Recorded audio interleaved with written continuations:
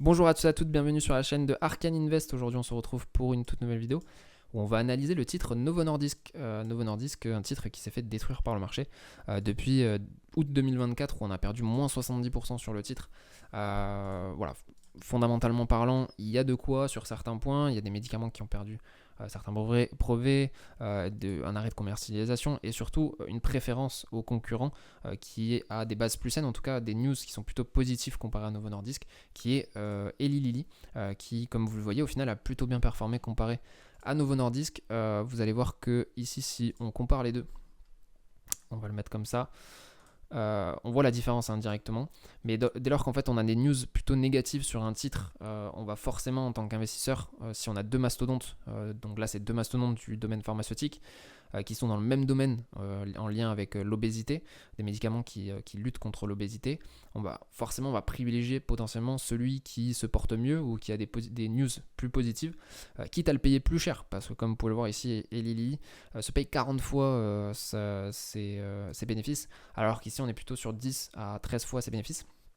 Ce qui n'empêche pas que Novo Nordisk a des fondamentaux très intéressants. Ils n'ont pas forcément évolué négativement, comme on l'a évoqué ici avec la proposition de trade sur Novo Nordisk. Il y a 30% de marge nette, 60% de ROE, des BNA en augmentation sur les 20 dernières années. Alors oui, les news négatives sur l'approbation ou non de certains médicaments à la commercialisation, ça peut affecter forcément les marges, les bénéfices sur les prochaines années. Et c'est ça qui a fait peur aux investisseurs. Alors, est-ce que Novo Nordisk va se reprendre et être intéressant dans le moyen long terme? Ça, forcément, on ne peut pas le savoir. Surtout dans un domaine où la réglementation est hyper importante. Et du jour au lendemain, on peut avoir un médicament qui n'est plus autorisé à la commercialisation alors qu'il faisait un gros pourcentage de chiffre d'affaires de l'entreprise.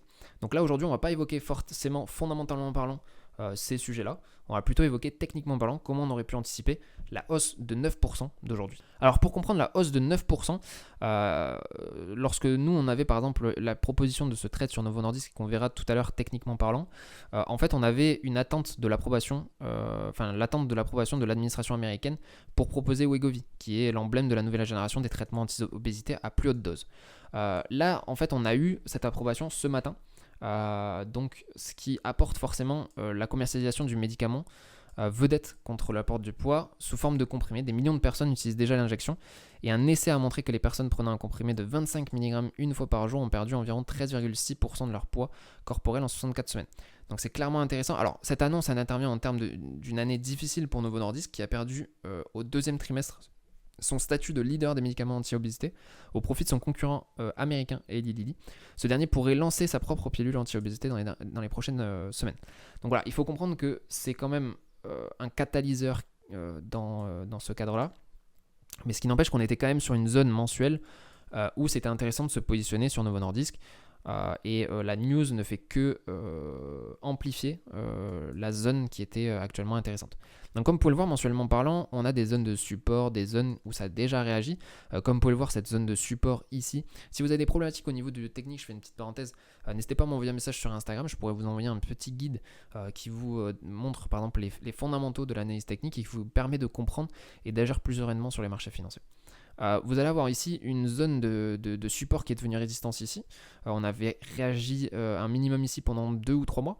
Au final, on l'a cassé violemment le 3 mars 2025 pour au final se retrouver sur ce support ici qui va nous servir dans cette vidéo pour comprendre un peu l'intérêt des acheteurs ici sur cette zone. Donc comme vous pouvez le voir ici, on a une baisse qui est assez imposante dans le sens où voilà, on a une continuité à la baisse, on a toujours des plus hauts de plus en plus bas. En fait, on n'arrive pas à reprendre les derniers plus hauts.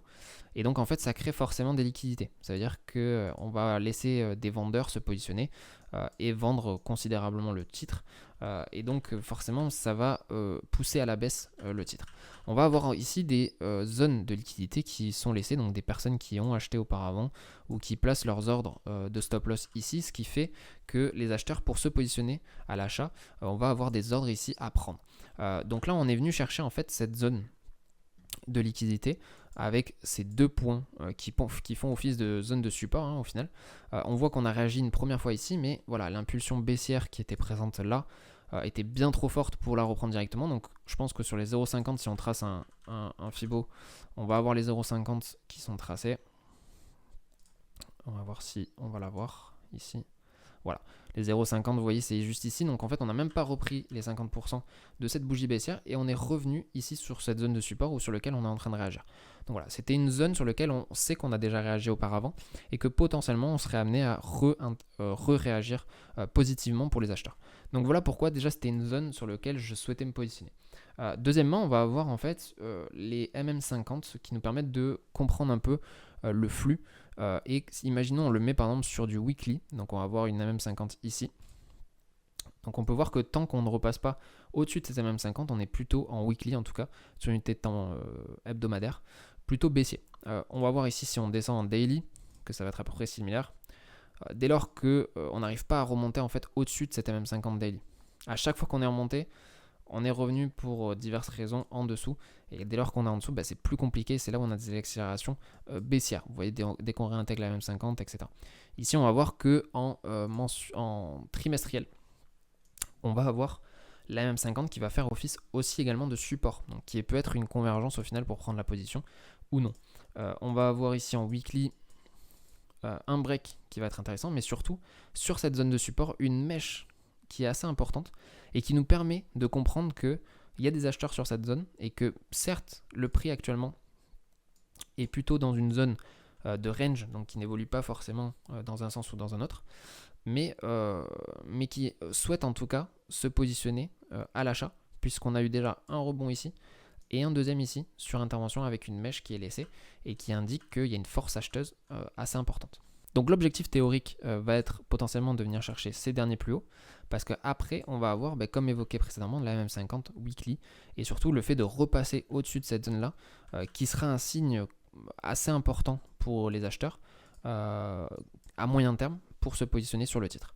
Néanmoins, nous, on essaye d'être un peu en amont. On voit qu'ici on va potentiellement avoir un break monthly dans 7 jours, qui peut être aussi un signe intéressant, avec ici cette bougie mensuelle plutôt baissière, mais qui clôture bien au-dessus du support.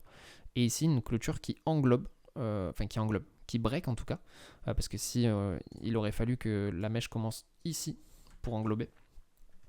Et donc là, on a vraiment un break qui peut nous amener à une reprise court terme du titre Novo Nordisk. Je ne pense pas qu'il puisse revenir sur ses plus hauts historiques d'aussitôt.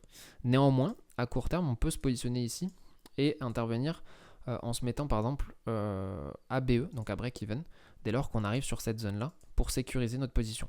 On pourra alors soit prendre des bénéfices dans cette zone, donc 50% par exemple pour se rémunérer, et ensuite, pourquoi pas laisser courir le titre pour aller chercher, par exemple, vous voyez ici, cette trendline qui nous indique que potentiellement on a une target de prix dans cette zone ici, ce qui nous ferait au final à peu près du x2. Donc potentiellement intéressant sur un trade au final comme celui-ci en court terme pour laisser courir une position un peu plus long terme. Voilà pour cette petite vidéo analyse sur Novo Nordisk. N'hésitez pas à me faire un retour pour ceux qui le souhaitent. Et n'hésitez pas à m'envoyer un message sur Instagram pour ceux qui souhaitent rejoindre le Discord. Je vous souhaite une bonne fin de journée et puis je vous dis à la prochaine. Ciao ciao.